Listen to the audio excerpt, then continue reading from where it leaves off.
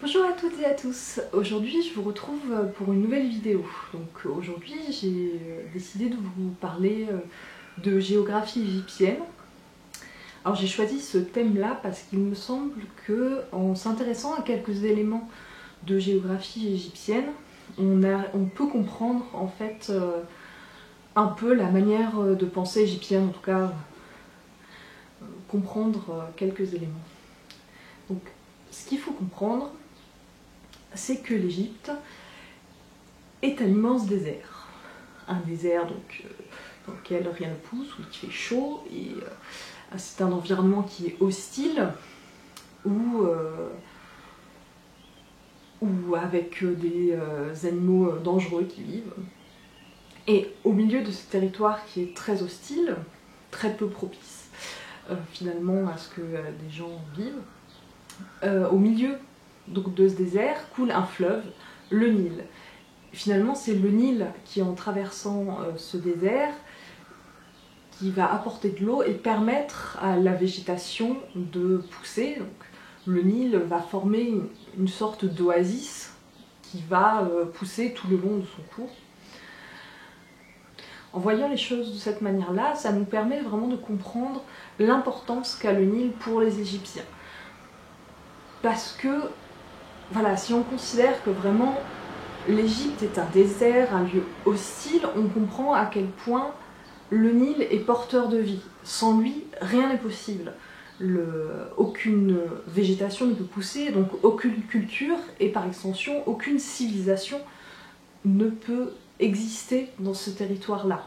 C'est vraiment lui qui permet la vie. D'autant plus que donc le Nil, non seulement au-delà juste d'exister à cet endroit-là, il a la caractéristique d'entrer en crue. Donc un fleuve qui entre en crue en soi, c'est pas si original que ça, puisque donc le phénomène de la crue, c'est donc à la sortie de l'hiver, les neiges, donc plutôt dans les coins où il fait froid, donc plutôt vers les sources du Nil, se mettent à fondre et il y a donc une hausse de la quantité d'eau qui va s'écouler dans le Nil et donc le fleuve va augmenter son débit, il va y avoir plus d'eau. Et à ce moment-là, quand il y a plus d'eau, l'eau va récupérer des sédiments sur son passage, notamment dans des territoires qui traversent, qui sont des territoires plus fertiles, et donc récupérer des sédiments qui sont plus fertiles. Et quand il va arriver en Égypte, l'eau va pouvoir déposer ces sédiments avec de la terre qui est beaucoup plus fertile que le territoire aride égyptien. Donc non seulement la crue du Nil va irriguer le pays, mais également déposer cette terre dans laquelle la végétation pousse beaucoup plus facilement. Donc vraiment, non seulement il permet la vie, mais en plus il permet à la végétation d'être encore plus productive. Également, c'est que quand le Nil va entrer en crue en Égypte, ça tombe, d'un point de vue calendaire, ça tombe en juillet à peu près. Et surtout, ça tombe au moment donc, où il fait le plus chaud de l'année. Ça vient du fait que le Nil est un fleuve qui est très très long, et donc le temps que l'afflux d'eau qui vient de la fonte des neiges arrive jusqu'à destination, jusqu'à l'embouchure, il se passe beaucoup de temps parce qu'il faut beaucoup de temps. Et donc c'est finalement la crue du Nil arrive au moment où la terre est la plus desséchée, où elle a le plus besoin d'irrigation. Un autre élément de l'importance du Nil, c'est que donc comme au-delà du Nil il n'y a rien, enfin, il n'y a que des territoires hostiles qui ne sont pas très intéressants, toute la civilisation, toutes les villes vont se créer le long du Nil, sur les berges du Nil, directement. Et donc, logiquement, le Nil va être la voie principale de communication en Égypte. Donc c'est ce qui apporte la vie, le Nil, et c'est également ce qui permet de communiquer et de voyager facilement d'une ville à l'autre, de transporter des matières premières. Donc vraiment, on comprend à quel point le Nil est un élément central de la civilisation égyptienne. Il y a une autre conséquence au fait que l'Égypte soit finalement une toute petite oasis au milieu d'un grand désert, du moins la civilisation égyptienne soit concentrée sur une toute petite oasis, c'est que finalement les Égyptiens ont assez peu de voisins, donc par conséquent assez peu de menaces. Les contacts avec des civilisations extérieures se fait soit par la Méditerranée au nord, donc à l'est et à l'ouest dans les déserts, il y a quelques tribus nomades mais il n'y a pas grand monde, et au sud sinon il y a les populations qui vivent le long du Nil.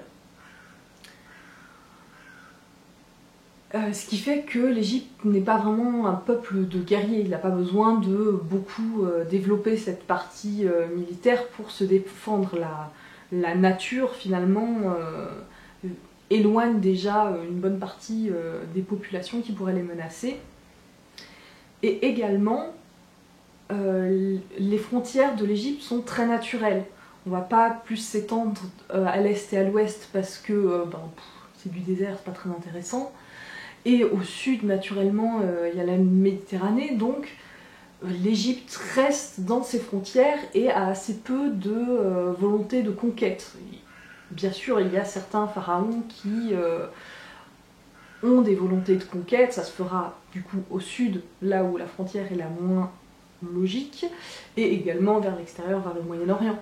Donc je généralise, mais globalement ce n'est pas une manière très égyptienne que d'aller et d'essayer de sortir de ces territoires, et ça restera, même s'il y aura des conquêtes et des comptoirs à certains endroits, finalement l'Égypte reste avec ces frontières-là, et le reste c'est du plus.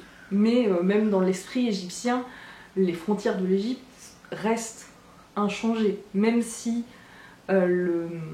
l'Égypte, certains pharaons donc, iront conquérir, même si certains pharaons iront conquérir la Nubie, la frontière naturelle, la manière de présenter l'Égypte, ça reste quand même jusqu'à la première cataracte, qui est la frontière naturelle. Je reparlerai un jour des cataractes.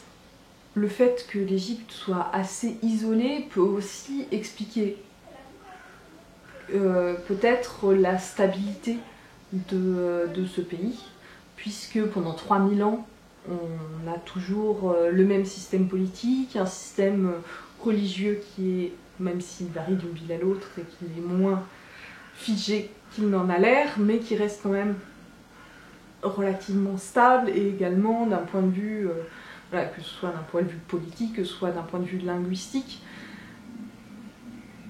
l'Égypte évolue assez peu, et peut-être que l'isolement de ce pays, le fait que les contacts avec les autres civilisations sont assez faibles, peut-être que ça peut expliquer ce phénomène de stabilité. Donc voilà, j'espère que ça vous aura intéressé. Je vous retrouve bientôt pour une nouvelle vidéo. Et en attendant, je vous dis à la prochaine!